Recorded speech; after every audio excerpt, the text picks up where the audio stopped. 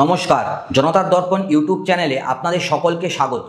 আচ্ছা বলুন তো, যদি আপনার বাড়িতে আগুন লাগে আর যে দমকল কর্মীকে আপনি ডেকেছিলেন সে নিজেই আপনার বাড়ির মালপত্র নিয়ে পালিয়ে যায়, তাহলে সেই মুহূর্তে আপনার ঠিক কেমন লাগবে? রাগ হবে? একদমই না। অপমান বোধ হবে? সেটাও না। সেই অনুভূতির কিন্তু কোনো নামই নেই বন্ধুরা। কারণ এটা শুধু ক্ষতি নয়, এটা বিশ্বাসঘাতকতা। এটা সেই মানুষটার বিশ্বাসঘাতকতা যাকে আপনি নিজের সবচেয়ে দুর্বল সময় ডেকেছিলেন।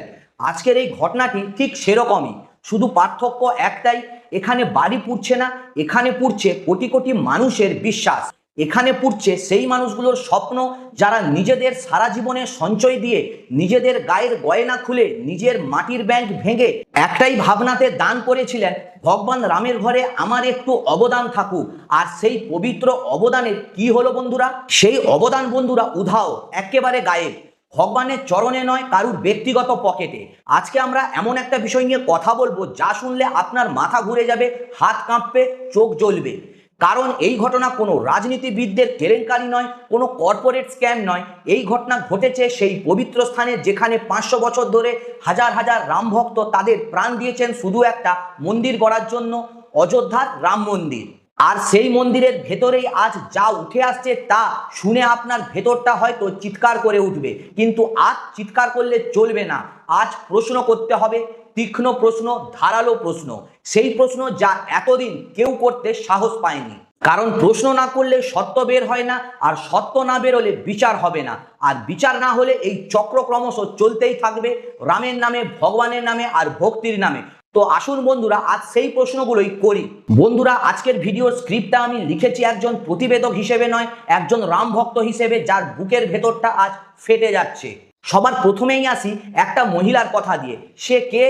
সে কোনো বড় মানুষ নয়, কোনো নেতা নয়, কোনো অভিনেত্রী নয়, কোনো ধনী ব্যবসায়ী স্ত্রী নয়। সে একজন সাধারণ মা, একজন সাধারণ গৃহিণী। তার জীবনের একটা মানত ছিল। আপনি আমি সবাই জানি এই মানতটা কি জিনিস। আমাদের মায়েরা, দিদিমারা তাদের ভগবানের কাছে মানত করেন, হে ভগবান যদি এই কাজটা হয়ে যায় তাহলে আমি তোমার চরণে এটা দেব। সেই মহিলার মানতও পূরণ হয়েছিল, আর তিনি তার প্রতিশ্রুতি রাখতে গিয়েছিলেন। কিন্তু কি দিয়েছিলেন জানেন? একটা রূপোর কাক। রামায়ণে কাকভূষণটি একটি অত্যন্ত পবিত্র চরিত্র, রামকথার অন্যতম মহান ভক্ত। একটি কাক যে ভগবান রামকে দেখেছিল, রামের কথা বলেছিল, রামের মহিমা গেয়েছিল। সেই কাকের প্রতীক হিসেবে রূপো দিয়ে একটি কাক বানিয়ে নিজের হাতে সেটি নিয়ে সেই মহিলা গিয়েছিলেন অযোধ্যায়। ভাবুন একবার, সেই মহিলা কতটা ভালোবাসা দিয়ে সেই কাকটা বানিয়েছিলেন, কতদিন ধরে টাকা জমিয়েছিলেন। কোনো সোনার দোকানে গিয়ে বলেছিল, ভাই একটা রূপোর কাক বানিয়ে দাও। সেই দোকানদার হয়তো অবাক হয়ে জিজ্ঞেস করেছিল, কাক বা কেন? আর সেই মহিলা হয়তো হেসে বলেছিলেন, রামলালার জন্য। সেই কাকটা শুধু রূপোর টুকরো ছিল না, সেটা ছিল একটা হৃদয়ের প্রতিনিধি। আর সেই কাকটি তিনি নিজের হাতে তুলে দিয়েছিলেন চম্পদ রায়ের হাতে। ছবিটাও আছে বন্ধুরা, আপনারা দেখে নিন। সোশ্যাল মিডিয়ায় নথিতে স্পষ্ট ছবি রয়েছে। সেই মহিলার হাত থেকে সেই রূপোর কাক যাচ্ছে চম্পদ রায়ের হাতে। আর তাকে বলা হয়েছিল, আপনার এই কাক রামলালার মূল ভূগর্ভে রাখা হবে, আর একটা রসিদ পাঠিয়ে দেওয়া হবে আপনার বাড়িতে। সেই মহিলা বাড়ি ফিরে গিয়েছিলেন, কতটা খুশি মনে ফিরেছিলেন একবার ভাবুন। তার ভগবানের ঘরে রামলালার সামনে তার দেওয়া ছোট্ট উপহার থাকবে। রামলালা প্রতিদিন সেই কাকটা দেখবেন, তিনি অপেক্ষা করেছিলেন। 1 সপ্তাহ, 2 সপ্তাহ, 1 মাস, রসিদ আসেনি। 3 মাস, 6 মাস, 1 বছর, তাও রসিদ আসেনি। কোনো ফোন নেই, কোনো চিঠি নেই, কোনো ছবি নেই, শুধুমাত্র নীরবতা। এখন আমার প্রথম প্রশ্ন হলো, এই রূপোর কাকটা কোথায় গেল? রামলালার গর্ভগৃহে কি সেটা আছে? যদি থাকে তাহলে ছবি দেখান, রসিদ দেখান, আর প্রমাণ দেখান। আর যদি না থাকে তাহলে সেটা কোথায় গেল, কার ড্রয়ারে গেল, বা কার আলমারিতে গেল? এই প্রশ্নের উত্তরটা কিন্তু আজও পাওয়া যায়নি। আর এই প্রশ্নটাই কিন্তু পুরো ঘটনার দরজা খুলে দেয়। এবার আসুন বন্ধুরা, আরেকটু বড় হিসেব নিয়ে একটা প্রশ্ন করি আপনাকে। আপনি যদি বিদেশে থাকেন, হাজার হাজার মাইল দূরে, আর আপনার মাতৃভূমিতে একটা পবিত্র কাজ হচ্ছে, আপনি কি সাহায্য করতে চাইবেন? অবশ্যই কিন্তু আপনি চাইবেন। আর এই চাওয়াটাই সবচেয়ে বিশুদ্ধ আর সবচেয়ে নির্ভেজাল। কারণ বিদেশে থাকা মানুষটার কোনো রাজনৈতিক সুবিধা পাওয়ার নেই, কোনো পরিচিতি বাড়ানোর দরকার নেই, শুধু একটাই কারণ, ভগবানের প্রতি ভালোবাসা। বিশ্ব সিন্ধি সেবা সঙ্গম, এই সংগঠনটির কথা হয়তো অনেকেই জানেন না, কিন্তু এই সংগঠনটি বিশ্বের 12টি দেশে ছড়িয়ে ছিটিয়ে রয়েছে। সিন্ধি সমাজ যারা 1947 সালের দেশভাগের সময় সবকিছু হারিয়ে ভারতে এসেছিলেন, তারাও থেমে থাকেননি। তাদের আরাধ্য দেবতা ভগবান ঝুলেইলাল, সেই ঝুলেইলালের ছবি খোদাই করা 1 কেজি ওজনের রূপোর ইট মোট 200টি ইট বন্ধুরা। শুধু হিসাব করুন বন্ধুরা, 200 গুণিতক 1 কেজি মানে প্রায় 200 কেজি বিশুদ্ধ রূপো। 2021 সালের 26শে জানুয়ারি প্রজাতন্ত্র দিবস, 12টি দেশ থেকে আসা 150 জনেরও বেশি প্রতিনিধি উপস্থিত। কত বড় মুহূর্ত, কত আবেগের মুহূর্ত। সেই 200 কেজি রূপো তুলে দেওয়া হয়েছিল চম্পত রায়ের হাতে। সেটা ছিল 2021 সাল। তখন রূপোর বাজার মূল্য ছিল প্রায় 1.5 কোটি টাকা। আর আজ 2025-26 সালে সেই একই পরিমাণ রূপোর দাম কত জানেন? 6 থেকে 7 কোটি টাকা। 5 বছর কেটে গেছে, কোনো রসিদ নেই, কোনো তথ্য নেই, কোনো প্রমাণ নেই যে সেই রূপো মন্দিরের কোথায় ব্যবহার হয়েছে। ডক্টর রাজু মনোয়ারি, বিশ্ব সিন্ধি সেবা সঙ্গমের আন্তর্জাতিক সভাপতি, তিনি বলেছেন, আমরা এতদিন প্রশ্ন করিনি, কারণ আমরা বিশ্বাস করতাম যে রামের নামে যা দিয়েছি তাই রামের কাজে লাগবে। বন্ধুরা, এই একটা কথায় কতটা বিশুদ্ধ বিশ্বাস আছে একবার ভাবুন তো। কিন্তু এখন যখন দেখছেন কয়েকশো কোটি টাকার তছরূপের খবর আসছে, তখন সেই বিশ্বাসে ফাটল ধরেছে। সেই 200 কেজি রূপো কোথায় গেল? মন্দিরে ব্যবহার করা হয়েছে? কোথায় ব্যবহার করা হয়েছে? কোন অংশে ব্যবহার করা হয়েছে? কোন তারিখে? কোন ঠিকাদার করেছে? কত টাকায় হিসেব হয়েছে? এই প্রশ্নের কিন্তু কোনো উত্তর নেই। আর এই উত্তর না পাওয়াই প্রমাণ করে যে ভেতরে ভেতরে কিছু একটা ঘটেছে। কিন্তু বন্ধুরা, এখানেই থামবো না, কারণ এই দুটো ঘটনা, রূপোর কাক আর 200 কেজি রূপো, এগুলো তো ঘটনাগুলো যার রেকর্ড আছে, যার ছবি আছে, যার সাক্ষী আছে। যে হাজারো ছোট ছোট দান হয়েছে, যার কোনো রেকর্ড নেই, সেগুলো কি হয়েছে বলুন তো? সেই দিনমজুর যে 500 টাকা দান করেছিলেন, সেই বৃদ্ধা যে তার সোনার আংটিটা খুলে দিয়েছিলেন, সেই শিশু যে তার মাটির ভাঁড় ভেঙে কয়েকটা কয়েন দিয়েছিল, সেগুলোর কোনো রসিদ ছিল না, কোনো ছবি ছিল না, কোনো সাক্ষীও ছিল না। সেগুলো কোথায় গেল? এবার আমি আপনাদের সামনে একটা তথ্য রাখবো, যা শুনলে আপনার রাগ হবে। এই চুরিটা কিন্তু হঠাৎ হয়নি। এই চুরির পথ তৈরি হয়েছিল বহু বছর আগে, আর সেই পথের কথাও বলা হয়েছিল অনেক আগেই। আজ থেকে কয়েক বছর আগে রাম মন্দির ট্রাস্টের অডিট করা কোম্পানি যারা মন্দিরের আর্থিক হিসাব নিকাশ পরীক্ষা করে, তারা একটা লিখিত রিপোর্ট দিয়েছিল। বন্ধুরা, সেই রিপোর্টে ঠিক কি বলা হয়েছিল তা কি জানেন আপনারা? নাম্বার 1, প্রাপ্ত অনুদান এবং মূল্যবান সামগ্রীর কোনো সঠিক রেকর্ড রাখা হচ্ছে না। দ্বিতীয়ত, আর্থিক লেনদেনের উপর কোনো তৃতীয় পক্ষের যাচাইকরণের ব্যবস্থা নেই।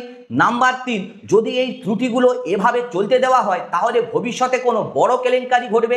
এটা ছিল একটা সরকারি সতর্কবার্তা, লিখিত, নথিভুক্ত। আর তার পরিণতি আজ কি হলো? সেই সতর্কবার্তা কাগজের মধ্যেই চাপা পড়ে রইল।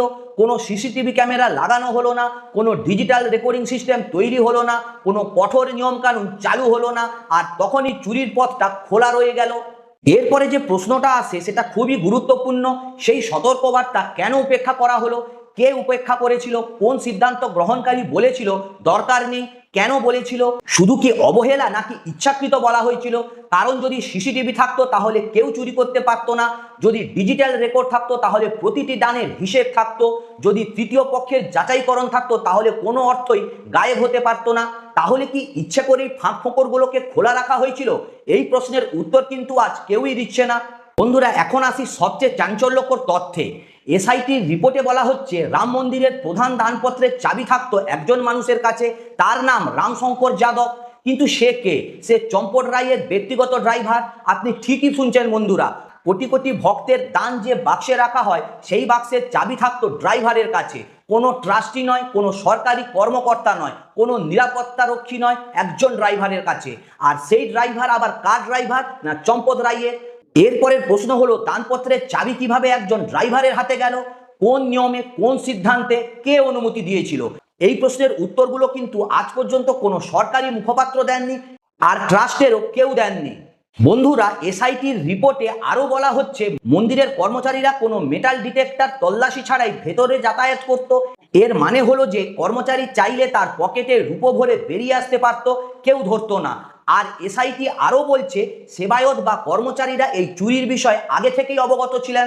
চম্পত রায় একবার এই কর্মচারীদের সম্পর্কে বলেছিলেন, এরা তো আমাদেরই ছেলে। হ্যাঁ বন্ধুরা, সেই ছেলেরাই আজ এসআইটির তদন্তের মূল অভিযুক্ত। লবকুশ, অবনীশ, অনুকূল, করুণ আর রামাশঙ্কর, এই 5 জনের দেখানো গোপন ঠিকানা থেকে ইতিমধ্যে নগদ প্রায় 2 কোটি টাকা উদ্ধার হয়েছে। একবার ভাবুন বন্ধুরা, 2 কোটি টাকা নগদ কোথা থেকে এলো এত টাকা? দানবাক্স থেকে, রামলালার দানবাক্স থেকে। বন্ধুরা, এসআইটি নিজেই বলছে এটা সবে শুরু। কয়েকশো কোটি টাকা এখনো উদ্ধার করতে বাকি। বিপুল পরিমাণ সোনার উপর এখনো খোঁজা হচ্ছে। কত সোনার গয়না ভক্তরা দিয়েছিলেন রামলালার অঙ্গে পরানোর জন্য, সেগুলো আজ ট্রাস্টের লকারে নেই। কোথায় গেল সেগুলো? এসআইটির প্রাথমিক রিপোর্টে মোট 14 জনকে অভিযুক্ত হিসেবে চিহ্নিত করা হয়েছে। তার মধ্যে নাম আছে চম্পট রায়, রাম মন্দির ট্রাস্টের মহাসচিব, ডক্টর অনিল মিশ্র ট্রাস্টের সদস্য, গোপাল রাও ব্যবস্থাপক, রামাশঙ্কর যাদব ড্রাইভার তথা দানবাক্সের চাবি রক্ষক। এসআইটি ইতিমধ্যে 150 জনেরও বেশি মানুষকে জিজ্ঞাসাবাদ করেছে, ব্যাংকের উচ্চপদস্থ আধিকারিক থেকে সাধারণ কর্মী পর্যন্ত।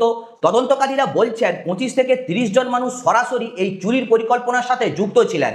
এটা কোনো ছোট চুরি নয়, এটা একটা সংগঠিত সিন্ডিকেট, এটা একটা পরিকল্পিত নেক্সাস, যেখানে দান বাক্সের চাবি থেকে কর্মচারী নিয়োগ পর্যন্ত সবকিছুই একটা নির্দিষ্ট পরিকল্পনা অনুযায়ী সাজানো ছিল। কিন্তু এত কিছুর পরেও চম্পট রায় আজ বিভিন্ন সরকারি এবং ধর্মীয় অনুষ্ঠানে হাসি মুখে মঞ্চে দাঁড়িয়ে থাকছেন। আমাদের দেশে বন্ধুরা একটা নিয়ম আছে, অভিযোগ উঠলে তদন্ত শেষ হওয়া না পর্যন্ত সংশ্লিষ্ট ব্যক্তিকে পদ থেকে সরিয়ে রাখা হয়। সেই নিয়ম কি শুধুমাত্র সাধারণ মানুষের জন্যই? বড় মানুষদের জন্য কি আলাদা নিয়ম?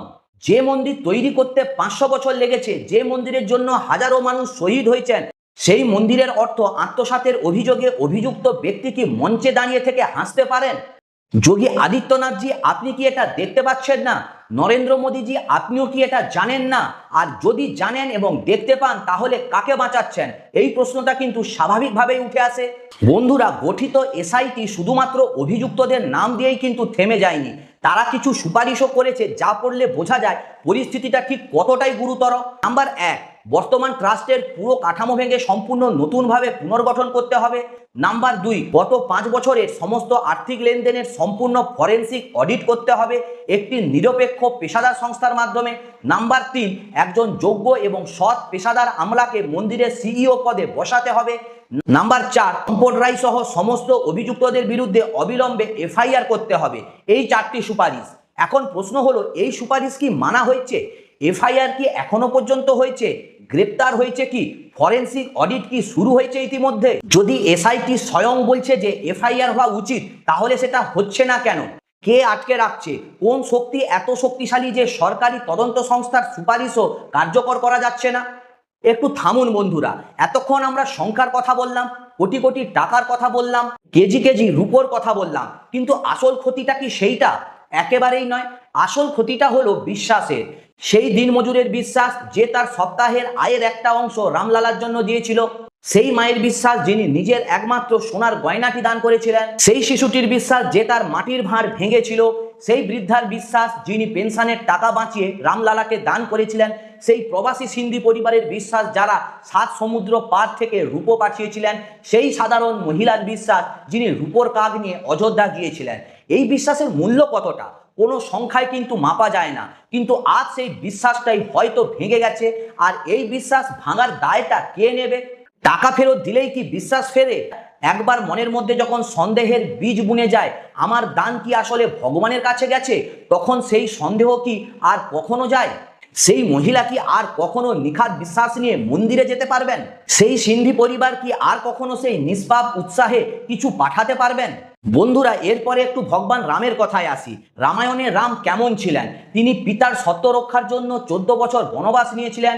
রাবণের সোনার লঙ্কা দেখেও তার এক বিন্দু লোভ হয়নি। তিনি নিজে তার ত্যাগ করেছিলেন, তা ছিল অপরিসীম, কিন্তু কখনো অনুশোচনা করেননি, কারণ তার কাছে সত্য আর ন্যায় ছিল সবকিছুর ওপরে।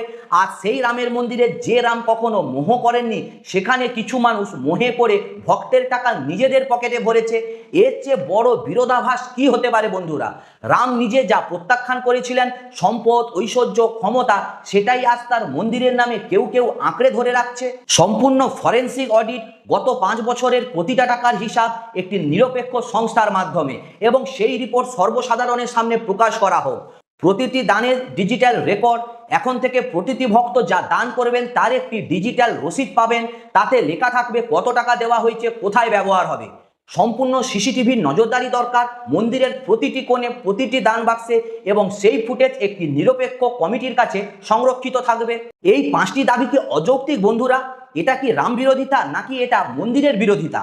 এটা হলো রামলালার মন্দিরকে সুরক্ষিত রাখার দাবি, ভক্তদের বিশ্বাসকে সুরক্ষিত রাখার দাবি। যে সরকার এই দাবিগুলো মানবে, সেই সরকারই আসলে রামের প্রকৃত সেবক।